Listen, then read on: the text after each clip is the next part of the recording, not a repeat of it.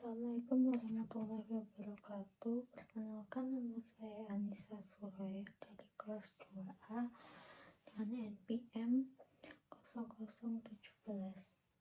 Di sini saya akan mempresentasikan pemerolehan bahasa pertama part 1. Pengertian pemerolehan bahasa. Di sini ada beberapa ahli yang mengemukakan pengertian bahasa. Menurut Narafsa L. Artam 2014, bahwa pemerolehan bahasa merupakan prosedur yang digunakan anak-anak untuk menyelaraskan serangkaian hipotesis terhadap ucapan orang dewasa hingga dapat menemukan kaidah bahasa yang paling baik dan sederhana dari bahasa yang dia kuasai.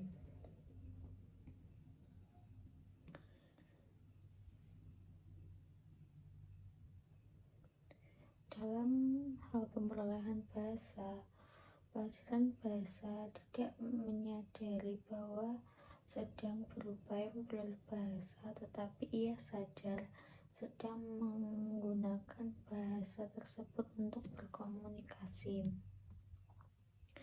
Kemudian ada pendapatnya dari Noam Chomsky tahun 1965. Sebagai pencetus teori nativisme menyatakan bahwa istilah pemerolehan bahasa merujuk pada pemerolehan bahasa pertama, sebab yang dimaksud pemerolehan bahasa adalah serangkaian prosedur alamiah yang dilalui anak adalah menguasai bahasa untuk pertama kalinya dan belum menguasai bahasa apapun.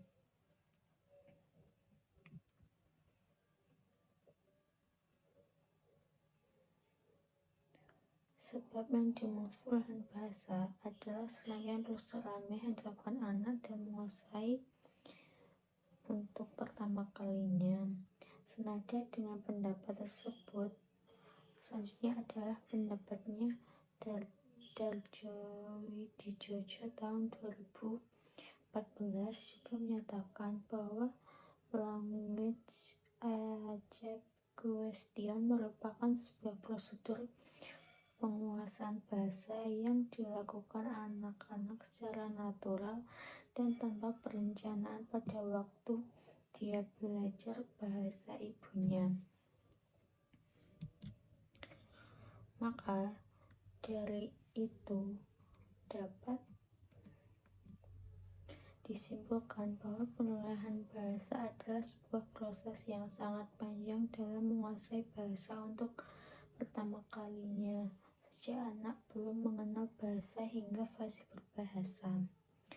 Bahasa pertama umumnya dikuasai anak secara bertahap dan berkesinambungan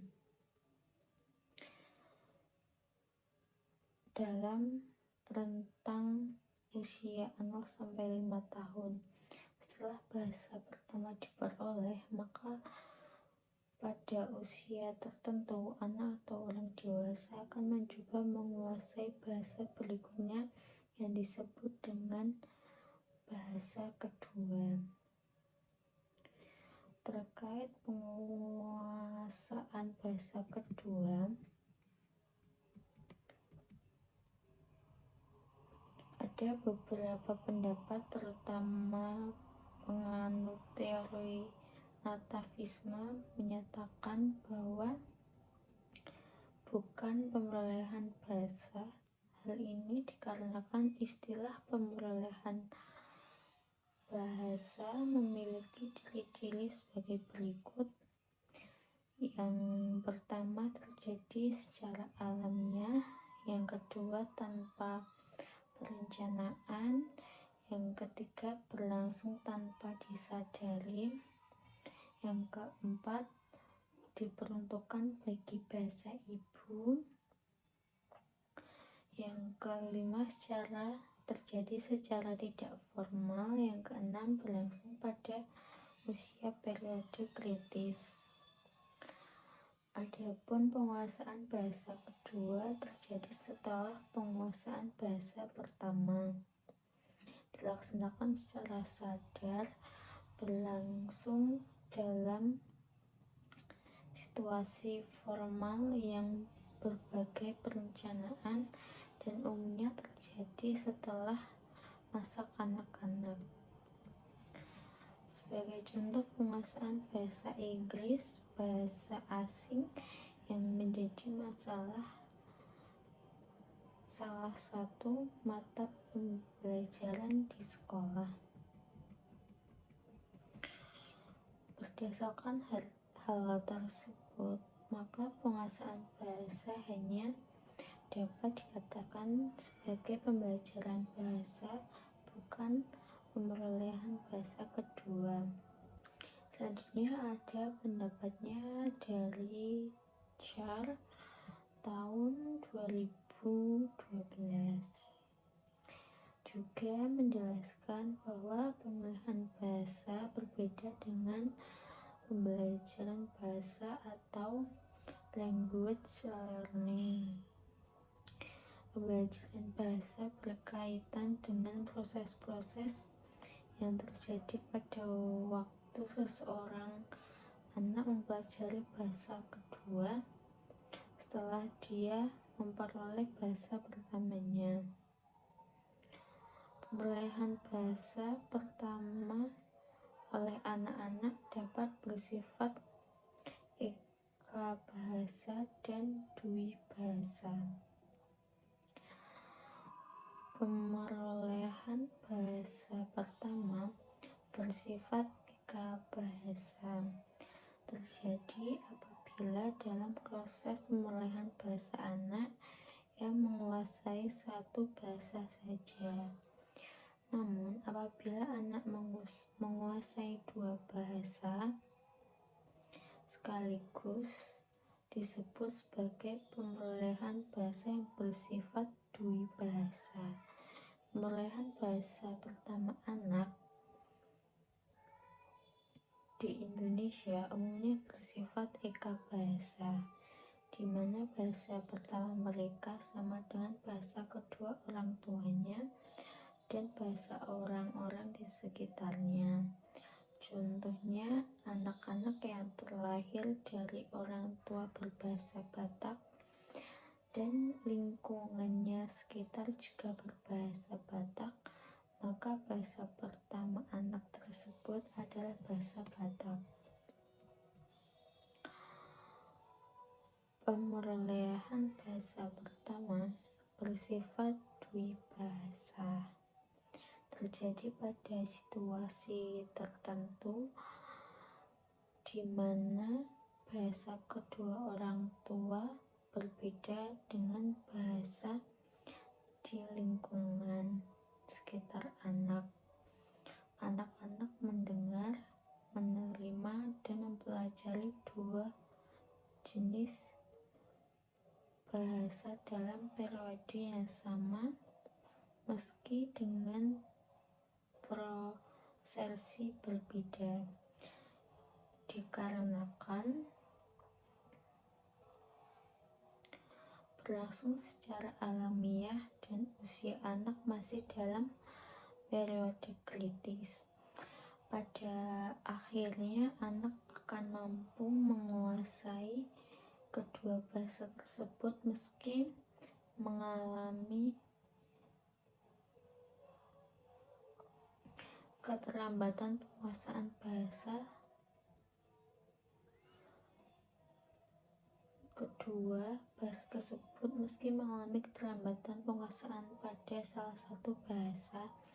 Contohnya, beberapa anak suku Jawa di daerah Bukit Tinggi secara alamiah dapat menguasai bahasa Jawa dan bahasa Minang sekaligus. Hal ini dikarenakan di lingkungan keluarga orang tua membiasakan penggunaan bahasa Jawa, sementara ketika berada di lingkungan masyarakat, baik saat bermain dengan teman sebaya maupun lingkungan masyarakat, baik saat ketika berada di sekolah, mereka mempelajari dan berinteraksi menggunakan bahasa-bahasa orang di sekitar, yaitu bahasa Minang. Yang selanjutnya adalah teori pemerolehan bahasa. Proses awal bagaimana anak mampu menguasai bahasa telah melahirkan berbagai pemikiran.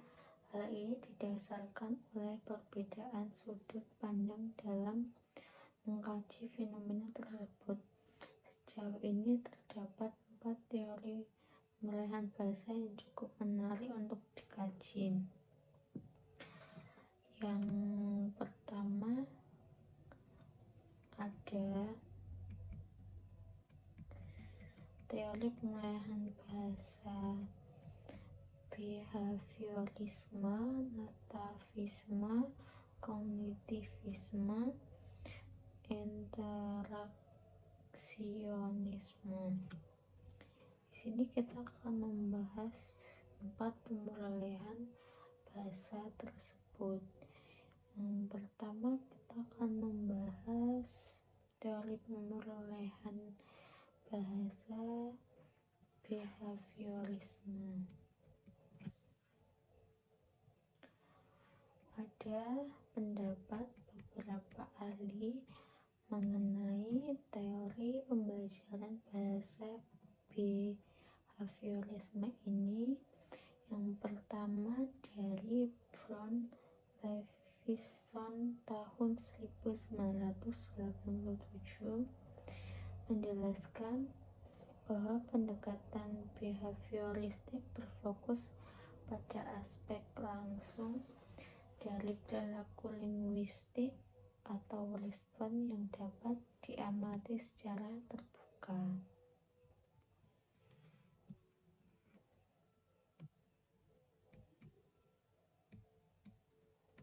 Menurut teori behaviorisme, pemerolehan bahasa hanya terjadi ketika terdapat perubahan perilaku bahasa pada anak dan bisa diamati sebagai bukti perubahan.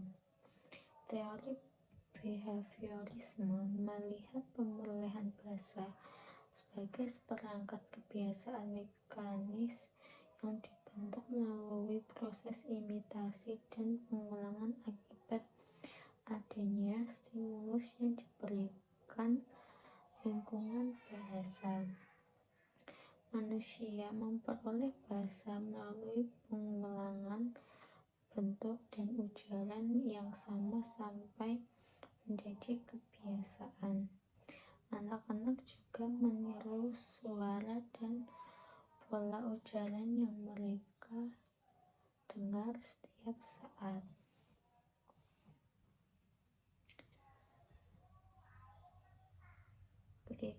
Itu menurut Dwybon and Spad tahun 2000.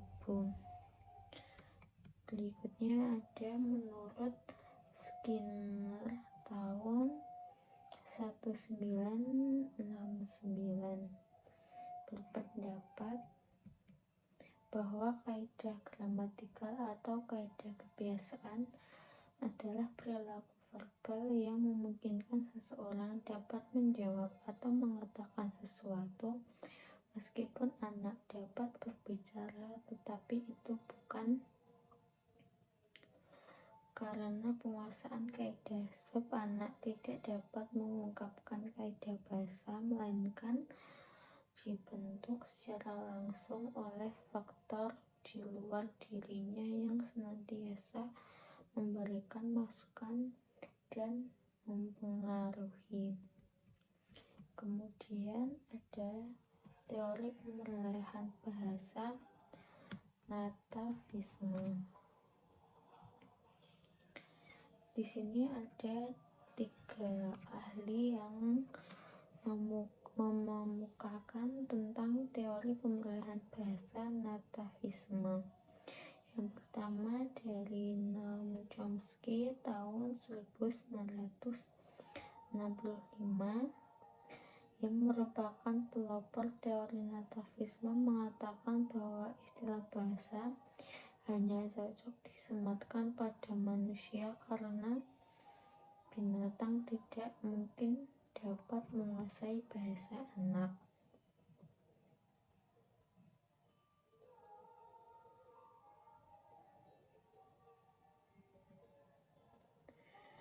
Kemudian Chomsky tahun 1965 mengemukakan beberapa asumsi untuk mendukung teori ini, yaitu yang pertama, perilaku berbahasa merupakan kemampuan yang bersifat genetik atau diturunkan dan berlangsung secara natural. Oleh karena itu, setiap bahasa memiliki tahap perkembangan yang sama dan bersifat universal. Bahasa adalah sesuatu yang telah diprogramkan, sangat memungkinkan untuk dapat dikuasai secara mandiri, maka lingkungan memiliki peran kecil dalam proses pematangan bahasa. Yang kedua, manusia dilahirkan dengan dibelakangi seperangkat alat pemulihan bahasa, yaitu LAD atau Language Acquisition Advantage, sehingga sangat memungkinkan untuk dapat menguasai bahasa dalam bentuk relatif singkat. Yang ketiga, keberagaman lingkungan seperti yang disampaikan oleh teori behaviorisme sebenarnya tidak memiliki kapasitas untuk menyediakan data yang cukup untuk menguasai tata bahasa yang sifatnya rumit. Bahasa ada sesuatu yang rumit sehingga mustahil untuk dapat dikuasai dalam waktu yang singkat melalui proses penurunan atau imitasi. Teori nativisme memandang bahwa kemampuan anak menguasai kosakata memang tidak terlepas dari bahasa yang digunakan di sekeliling anak. Namun hal ini hanya berperan sebagai pemicu untuk mengaktifkan fungsi LAD anak dapat menguasai bahasa.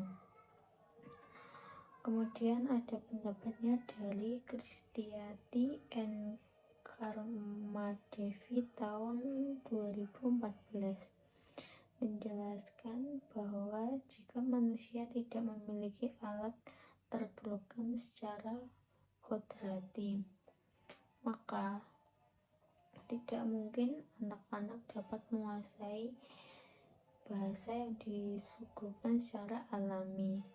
Senada dengan hal tersebut, Bollinger tahun 1975 berpendapat bahwa anak-anak yang lahir di dunia telah membawa potensi bahasa yang akan berkembang apabila sudah tiba saatnya. Semua anak normal dapat menguasai bahasa yang digunakan oleh masyarakat di sekitarnya. Apabila diasingkan tersendiri sejak lahir, anak tidak akan menguasai bahasa apapun. Hal ini disebabkan fungsi LAD tidak diaktifkan sebagaimana mestinya. Dengan demikian, anak tidak mendapatkan akses untuk menguasai bahasa pertama. Para nativisme meyakini bahwa tanpa LAD, seorang anak tidak mungkin dapat menguasai sistem bahasa yang rumit. Konsep yang dibangun oleh teori nativisme telah menghasilkan hipotesis bahwa yang menyatakan bahwa kemampuan bahasa merupakan pemberian secara biologis. Kemudian adalah pemulihan bahasa kognitivisme. Di sini ada pendapat beberapa ahli mengenai pemulihan bahasa kognitivisme. Yang pertama adalah Piaget Inholder tahun 2010 berpendapat bahwa bahasa bukan suatu ciri alamiah yang terpisah, melainkan salah satu di antara beberapa kemampuan yang berasal dari kematangan kognitif. Bahasa dibangun oleh kemampuan bernalar dan berpikir. Secara keseluruhan,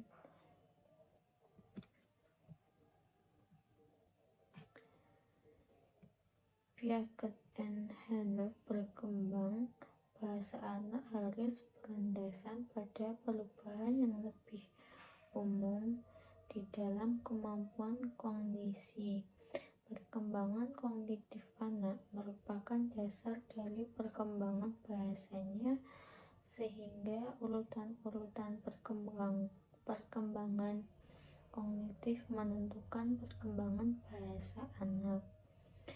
Berdasarkan penjelasan tersebut, jelas sekali bahwa Piaget tidak sependapat dengan apa yang disampaikan oleh kaum behavioris dan kaum natavis. Piaget meyakini bahwa struktur berpikir tidak dibawa sejak lahir dan bukan pula salinan dari lingkungan. Ia berkeyakinan bahwa pikiran akan selalu berkembang seiring bertambahnya usia. Ini terjadi karena adanya konstruksi antara anak dengan berbagai lingkungan, termasuk lingkungan kebahasaan. Selanjutnya adalah menurut Piaget. Secara keseluruhan, Piaget tahun 2002 merumuskan 10 tahapan perkembangan kognisi yang digolongkan ke dalam 4 tahapan utama. Yang pertama, tahapan sensorimotori berusia 0-2 tahun dikatakan tanpa sensorimotor karena pada tahapan ini anak menyusun pemahaman terhadap apa yang dilihat dan rasakan atau pengalaman dengan secara mengordinasikan indera atau sensori dengan gerakan otot. Tanpa ini memiliki 6 subtahap periode, yaitu yang pertama periode 1 usia 0-1 bulan, periode 2 usia 1-4 bulan, periode 3 usia 4-10 bulan, periode 4 10-12 bulan, periode 5 12-18 bulan, dan periode 6 18-24 bulan. Tahap praoperasional 2-7 tahun. Tahap ini ditandai dengan kemampuan anak mendeskripsikan lingkungan secara mental, dengan kemampuan anak mendeskripsikan secara mental melalui kata-kata, gambar atau coretan, dan penggunaan simbol. Tahap praoperasional memiliki 2 subtahap, tahap atau periode, yaitu periode fungsi simbolik 2-5 tahun dan periode pemikiran intuitif 5-7 tahun. Yang ketiga ada tahap operasional konkret usia 7-11 tahun. Tahap operasional konkret memiliki ciri khas yaitu pemikiran anak melalui berpedoman pada aturan-aturan logis. Maksud aturan logis ini adalah pola pikir anak senantiasa didasarkan pada kondisi fisik objek yang diamati atau yang dilihat. Yang keempat adalah tahap operasional atau tahap operasional formal pada usia 11 tahun, bila mana pada tahap operasional konkret pemikiran anak didasari aturan logis dan memiliki rujukan jelas. Maka pada tahap operasional formal, anak sudah bisa memikirkan sesuatu yang bersifat abstrak. Pemberian rentang usia pada tahap perkembangan kognitif ini di atas hanya bersifat pemikiran. Setiap anak memiliki 4 tahap ini meski dengan ritme yang berbeda-beda. Ada anak yang membutuhkan waktu singkat atau malah lebih lama untuk mampu beranjak ke tahap berikutnya. Setiap tahap akan dimasuki ketika otak sudah cukup matang untuk memungkinkan logika jenis baru. Menurut Jarvis tahun 2011.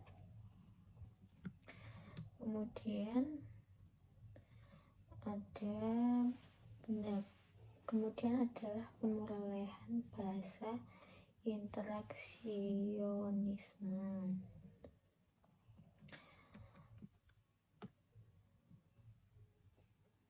Jika teori behaviorisme beranggapan bahwa bahasa anak dipengaruhi keberadaan lingkungan dan perkembangan bahasa anak mempengaruhi seperangkat kemampuan yang telah terprogram atau natural melalui aktivitas fungsi LAD oleh teori nativisme, serta perkembangan bahasa anak dipengaruhi perkembangan kognitifnya.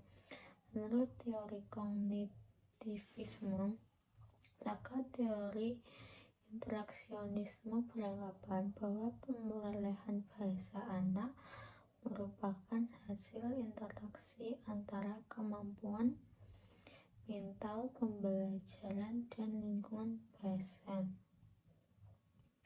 Menurut Cemple Didika 2006, hasil pengamatan Gardner menunjukkan bahwa ketika dilahirkan, anak telah dibekali dengan berbagai kecerdasan, salah satunya kecerdasan linguistik.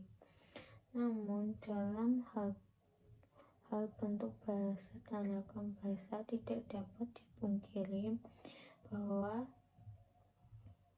lingkungan termasuk faktor yang mempengaruhi kemampuan berbahasa anak.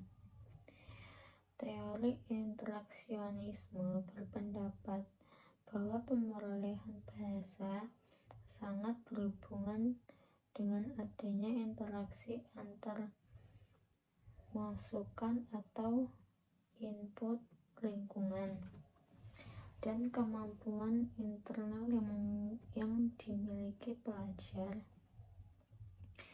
Setiap anak memang telah dibekali LAD sejak lahir, tetapi bila tidak ada masukan yang sesuai, tidak mungkin anak dapat menguasai bahasa,